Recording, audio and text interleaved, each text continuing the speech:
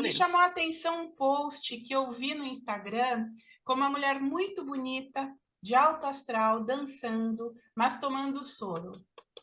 Enquanto ela se movimentava, frases no post diziam que ela já tinha passado por mais de 100 quimioterapias, cirurgias e que o câncer não a definia. Essa mulher incrível conversa comigo hoje e é Maria Laisa Sampaio, de 58 anos, professora de educação física, que descobriu em 2012 um câncer coloretal com metástase. Maria Laisa iniciou um tratamento com quimioterapia e 2 anos após o fim do ciclo, a professora foi informada que o câncer havia retornado com metástase no pulmão. E lá se vão 11 anos com Maria Laisa surpreendendo com uma diária celebração à vida e nos ensinando a fazer o mesmo. E é sobre isso que a gente vai conversar hoje. Maria Laisa, muito obrigada por ter aceito o meu convite para participar dessa live, desse encontro, na verdade, né? E eu queria que você me contasse detalhes dessa sua história. Do que eu falei, alguma coisa precisa ser mudada? É isso mesmo? A sua história é essa mesmo? É essa a história. Um pouco da minha história. Então me Mas conte mais, eu quero resumindo, saber. é. Então, sobre o que você disse, que eu sempre escrevo, que o câncer não me define. Realmente, o câncer, ele não me define, porque primeiro que o câncer é um invasor. Eu não pedi para tê-lo em nenhum momento. Muito pelo contrário, eu me cuidei muito, eu fui muito a médicos para não tê-lo. Então, ele é um invasor, mas eu não tenho como devolvê-lo numa loja, como se fosse uma roupa, como se fosse um sapato. Infelizmente, ele está no meu corpo, mas em nenhum momento eu deixei que ele me definisse por total, apagando as minhas características principais, humanas, as que me fazem felizes, as que me trazem prazer nessa vida. E que juntando tudo, eu posso dizer que eu não sou só uma mulher feliz hoje em dia. Eu tenho paz. Paz, para mim, é o mais importante, porque quando se tem paz, significa que eu sou plena nesse mundo e que eu estou pronta para partir no momento em que Deus quiser. Mas antes disso, eu gosto de lembrar que são muitos os dias para viver, muitos, e que eu desejo viver bem. E que o dia da morte é só um, mas que até lá, até esse dia, que eu viva bem e que eu também tenho um grande dia, que será o dia da morte. Mas me conta um pouco dessas suas descobertas. Você falou que parte da sua história eu li, mas me conta mais então, o que faltou para falar que você acha que é importante? Bom, eu gosto sempre de dizer a questão do diagnóstico, Hum. porque o meu diagnóstico foi assim cheio de erros e pela minha ingenuidade, pela ingenuidade das pessoas em geral. Então eu gosto de contar para que as pessoas fiquem mais atentas ao corpo e sejam mais insistentes com os médicos. Porque em 2012, quando eu comecei a ter problemas, foi mais ou menos em maio, um pouco antes, eu comecei a me sentir muito cansada, eu comecei a, a ficar enjoada, né? Aí foi aonde eu comecei a passar mal, ir para pronto-socorro, mas ficava ali, o médico dava um remedinho, e eu realmente eu não tinha sintomas de intestino. E quando eu reclamava, por exemplo, para minha ginecologista, ó, o meu intestino é preso, é, a minha barriga fica com um pouco de gases.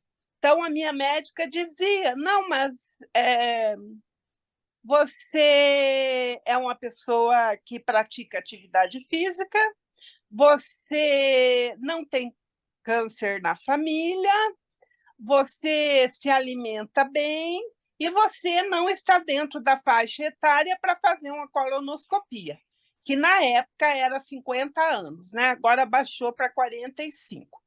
Então, a minha ginecologista não achava necessário eu fazer essa colonoscopia. Bom, aí continuei passando mal. Um dia eu fui para o pronto-socorro. Pronto-socorro me pediram uma ultrassom e viram que o meu rim esquerdo estava muito inchado.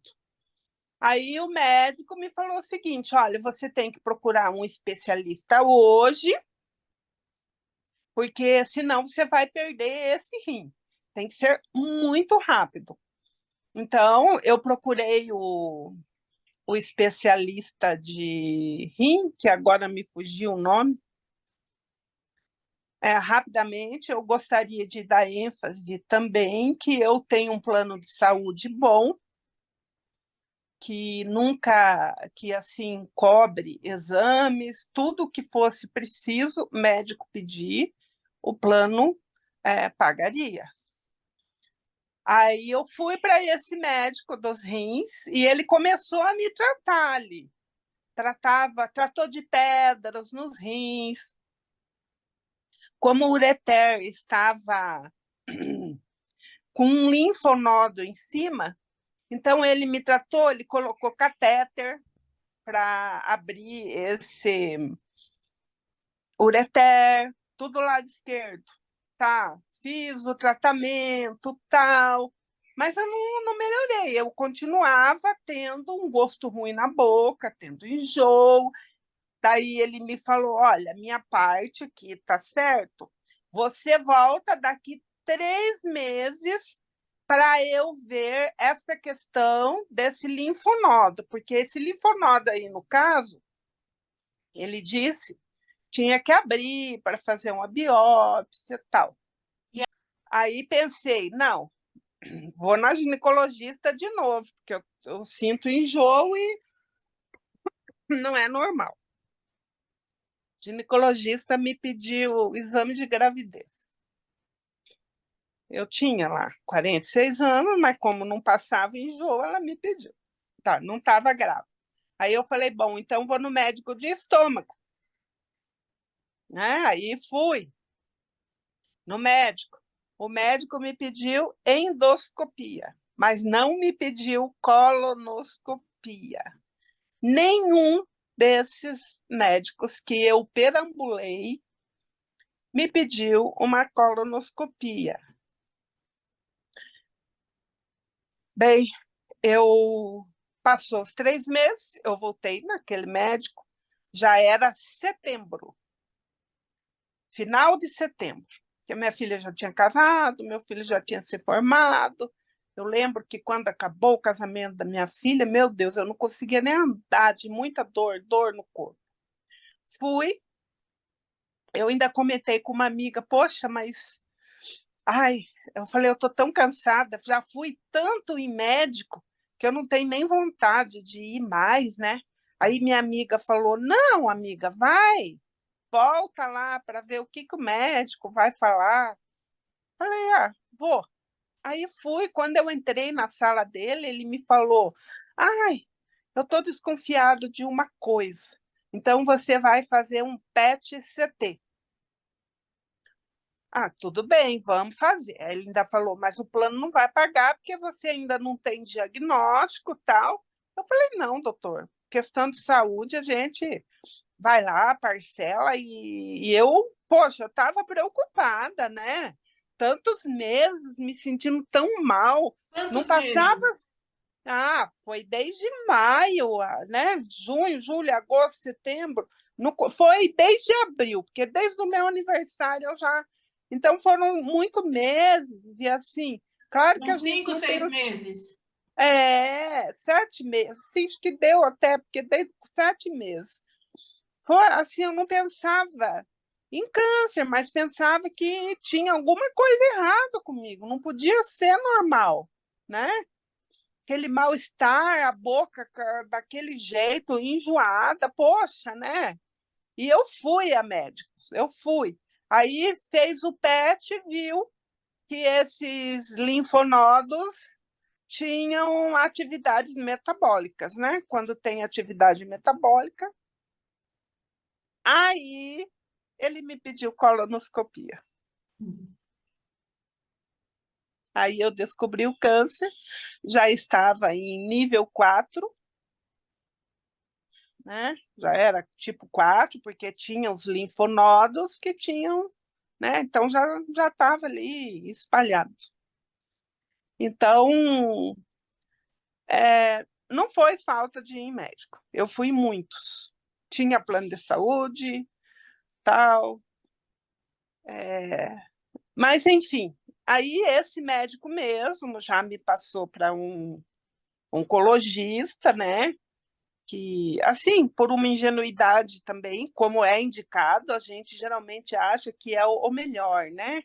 A gente não conhece, e ali naquele calor de fazer a cirurgia rápida, de tomar as decisões rápidas por causa de um câncer, a gente aceita.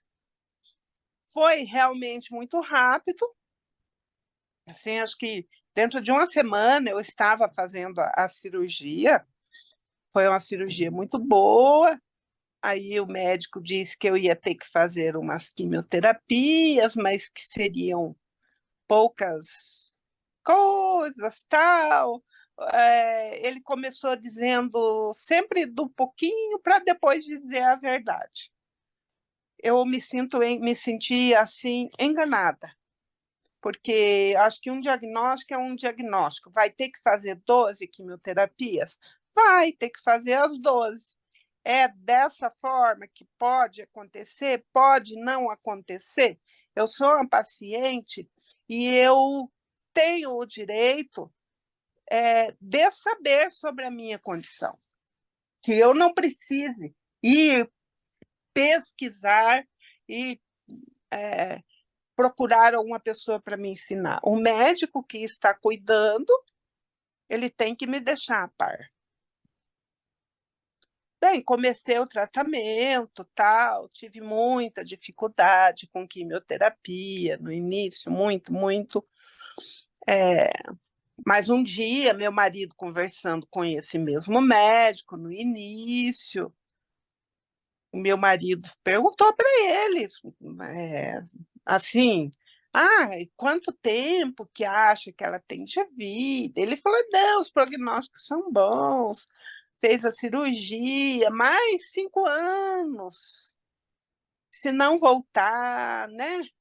Se não voltar, como, né? Eu já era uma paciente paliativa, que eu precisava de cuidados para que não tivesse uma recidiva.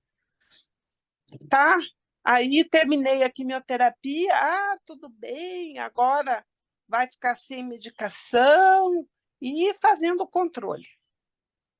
Tá,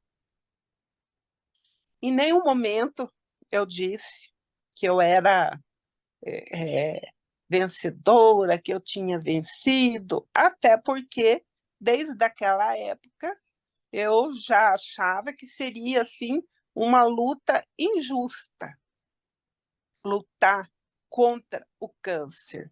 As pessoas que são curadas, é muito honroso para elas dizerem: eu venci o câncer, eu tive um câncer, mas eu venci. Mas, infelizmente, nem todos Nem todos conseguem. E, ao usar esse termo, coloca um peso muito grande nas costas daqueles que não vão conseguir, que vão viver e muitas vezes até morrer por causa do câncer. Mas não vai ser indigno, nem um pouco. Só por ter feito uma quimioterapia, essa pessoa já é muito, muito. É, eu não gosto de usar o termo assim, vencedora, mas ela conseguiu. E lutar, a minha única luta que eu tenho é pela vida, que sempre foi para viver mais e estar com a minha família. Luta contra o câncer jamais. Então, eu terminei essas químios, fazia todos os exames, voltava lá sempre, só que eu comecei a passar mal de novo. Comecei a passar mal, ia lá, ele mandava eu fazer assim exames tipo ressonância, tal. Cheguei a fazer até colonoscopia de novo. Não apareceu nada, só que eu passava mal.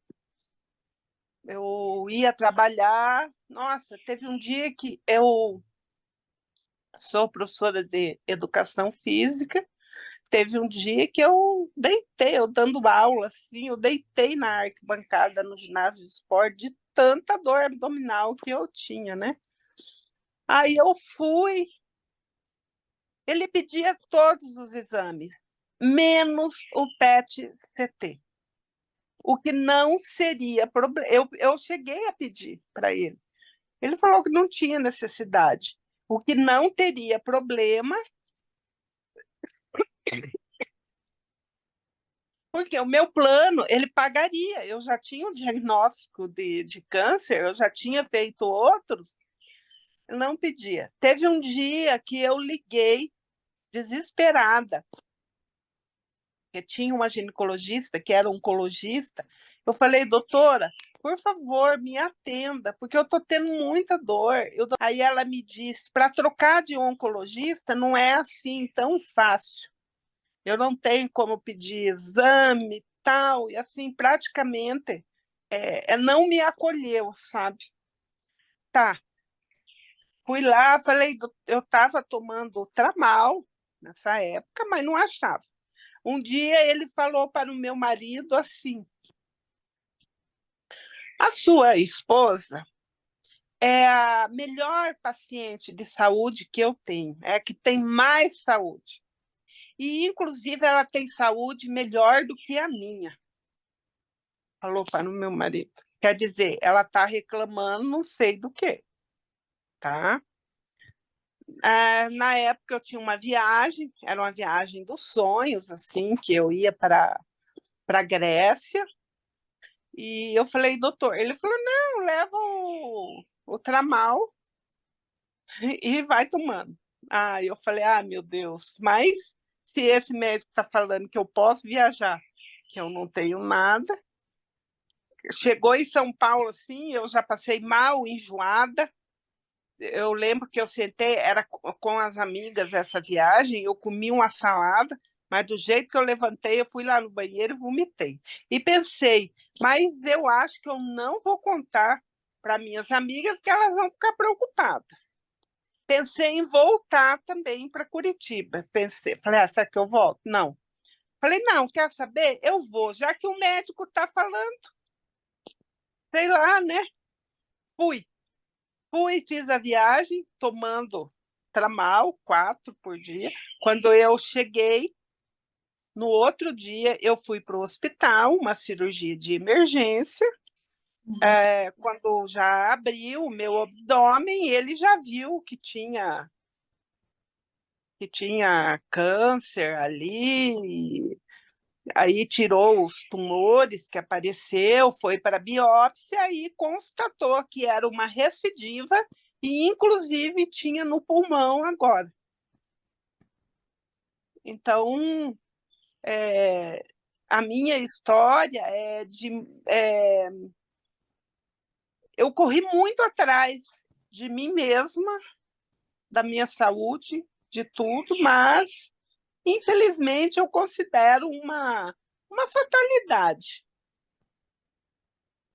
Aconteceu, mas eu gosto de dizer, de contar para as pessoas para não cair no mesmo erro.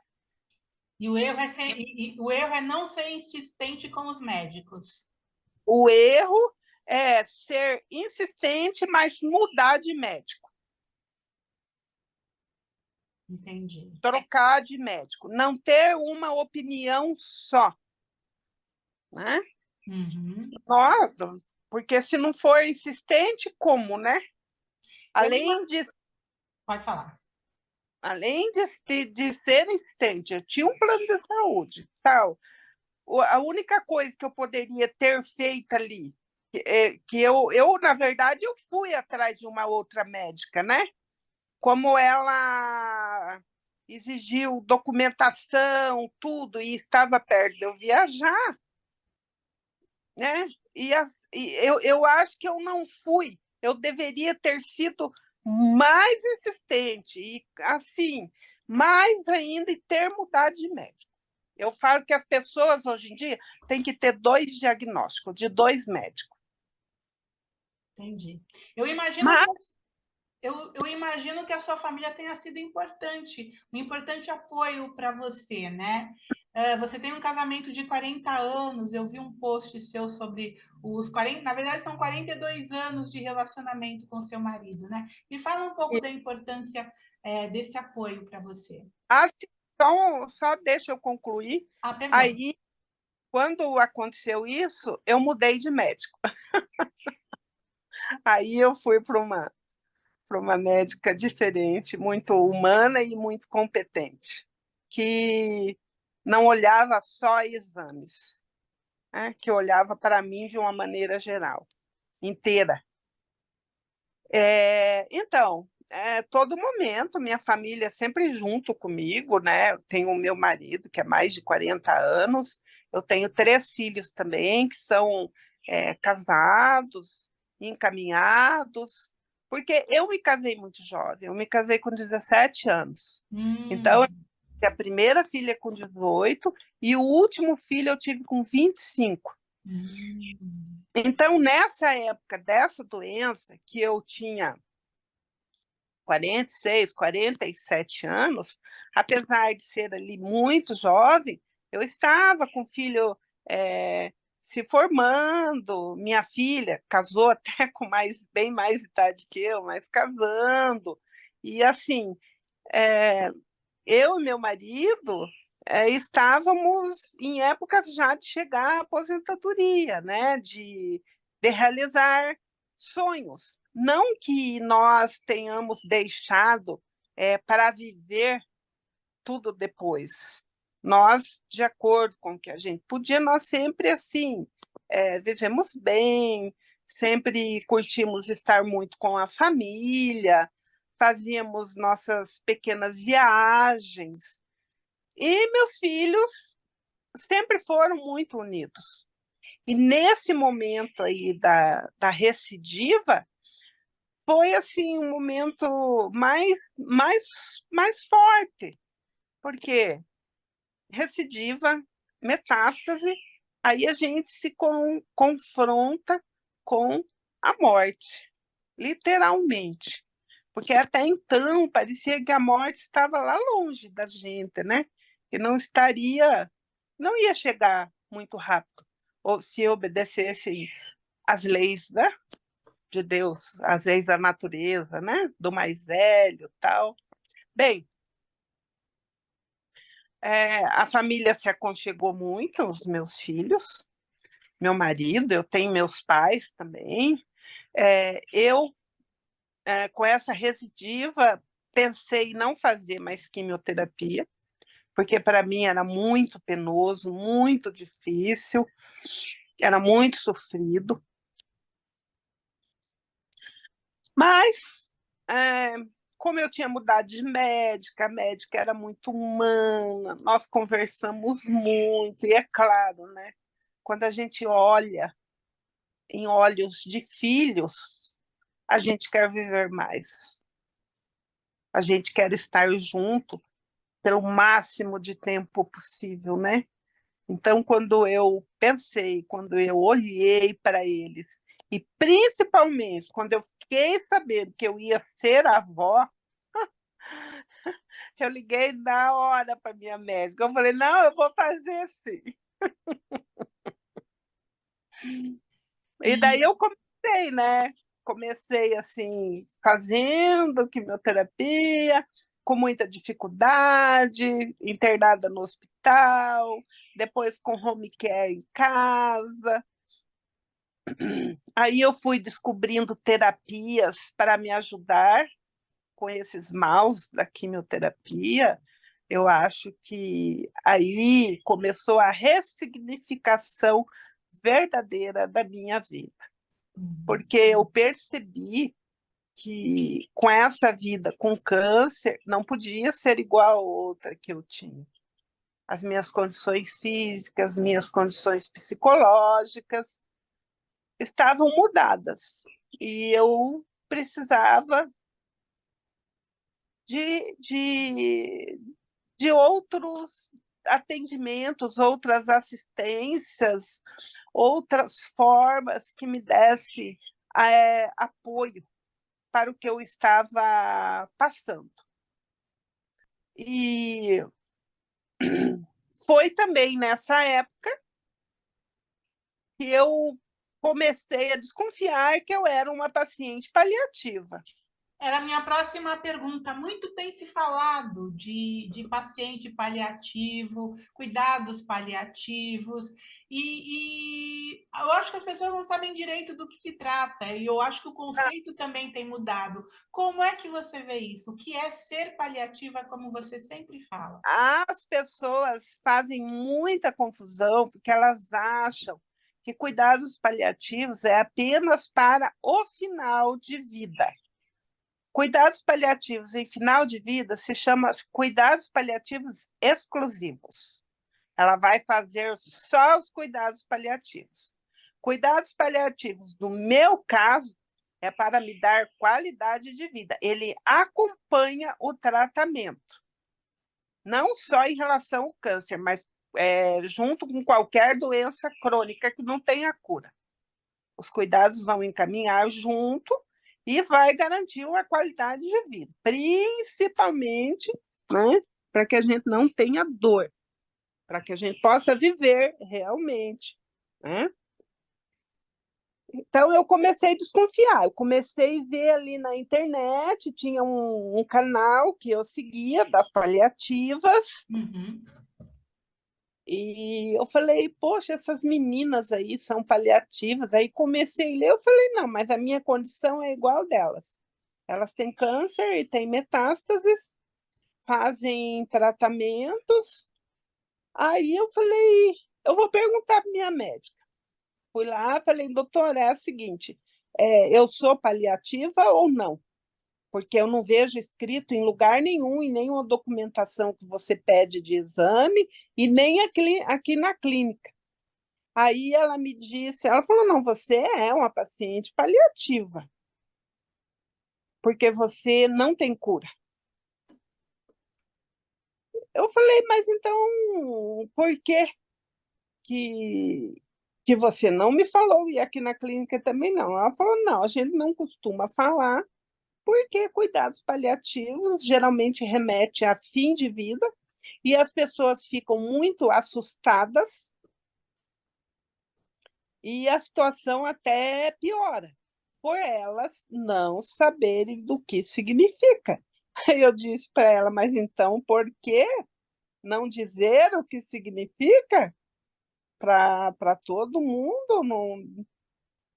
Aí ela desconversou, a clínica também, ela quis dizer que por uma questão de financeira, né, se associar a a cuidados paliativos, não seria bom. Eu falei, ah, então tá, mas eu sou uma paciente, né?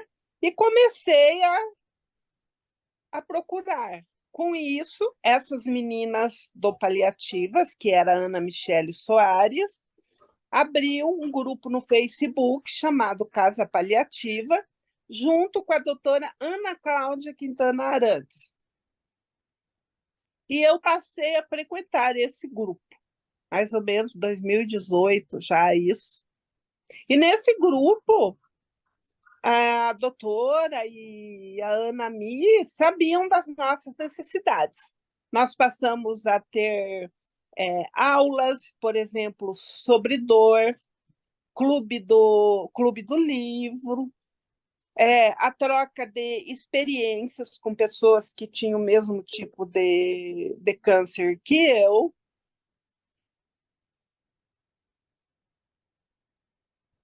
E e assim por diante. Então, eu até costumo dizer que essa casa paliativa foi a cereja do bolo da minha vida, né? Porque foi lá que eu realmente tive a consciência da minha condição e das possibilidades que eu poderia ter, mesmo sendo uma paciente paliativa. E essas possibilidades foram possibilidades assim de vida, de sentido de vida, porque ninguém vive sem ter um sentido nessa vida. Uhum. E eu sempre fui uma mulher assim muito intensa, sempre gostei muito de viver, de viajar. Pensei, não vou deixar que agora, né, eu faço o tratamento, mas eu tenho possibilidade. Eu vi, Então, perdão, pode falar. eu vi que você raspou a cabeça. É recente isso? É Raspou o cabelo. recente. Você está passando por mais algum tratamento agora? Eu sempre estou passando por tratamento, porque eu sou uma paliativa, eu não fico sem tratamento. Tá. Mas esse tratamento é o de quimioterapia? Sim, é o de quimioterapia. O soro que você falou no começo não é o soro, é uma quimioterapia. Eu estava na quimioterapia. No momento, meu estado é o seguinte: eu estou nos últimos 9 meses, eu só tenho tido progressão e estou assim com câncer nos ossos, coluna vertebral, bacia, peritônio, nos pulmões e também no mediastino. E, então, eu estou fazendo uma quimioterapia, mas eu já fiz todos os protocolos existentes para o meu caso, inclusive 2 foi até via judicial, mas infelizmente não trouxe nenhum benefício. Então, minha médica voltou num protocolo lá do início, porém com menos medicamentos, porque a minha medula já está muito gasta. Se a minha medula não funciona, eu não posso fazer quimioterapia. Então, eu estou fazendo com uma medicação um pouco mais, com menos, para ver se traz algum resultado, para que pelo menos não aumente mais esses tumores. Por quê? Porque eu não tenho dor. Eu não tomo nenhum remédio para dor. Muitas pessoas me desejam um milagre, sabe? Mas eu vivo um milagre. Eu não tenho dor, apesar dessa quantidade de tumores. Eu vivo um milagre todos os dias quando eu acordo. O meu foco, a cura, seria assim, a cura, viver focada numa cura que é impossível perante a ciência, seria a maior perda de vida que eu poderia ter. Pode até ser que que isso aconteça, ninguém sabe, mas eu não posso viver focada nisso. Meu foco é na vida mesmo, é no meu milagre diário, como, por exemplo, eu não ter dor. Isso para mim é muito bom. Então, eu, eu vivo assim. Uma bela história, uma história de muita força, de muita coragem. Você falou sobre a morte, quando você teve que. Você viu, teve que lidar com a possibilidade de morte. Você continua lidando com ela do mesmo jeito hoje? Claro, a morte, a finitude, a morte não é só para mim que tenho câncer, é para todos, para você, inclusive. E, inclusive, você pode morrer primeiro que eu. Nenhum de nós sabemos o que pode acontecer. O único diferencial é que eu tenho um diagnóstico. E por esse diagnóstico, eu posso até me preparar melhor. Porém, quem não tem consciência da finitude, quem pensa que vai demorar muito para morrer, a morte vai pegar essa pessoa desprevenida. Ela não vai ter tempo para dizer para as outras: eu te amo muito, foi bom estar com você, eu gostei de viver ao seu lado. Então, essa finitude, ela é inerente a todos. Todos deveriam ter consciência e viver de uma maneira que estivesse pronta para o grande dia, plena para o grande dia, para não deixar rastros mal resolvidos para trás e partir pleno e feliz. Então, finitude, essencial, muito essencial para se viver melhor. Eu gosto de dizer assim, que Deus tem me deixado aqui na Terra com um propósito, para que eu mostre que é possível viver com o câncer e falar sobre os cuidados paliativos, para quebrar tabus e que as pessoas consigam viver melhor, mesmo estando em cuidados paliativos. Claro que seria assim, a gente não pode falar em cuidados paliativos sem lembrar do SUS. Então, quando eu falo cuidados paliativos para todos, o que eu puder de levantar bandeira para o SUS, eu vou levantar bandeira. A minha forma é levando conhecimentos para as pessoas,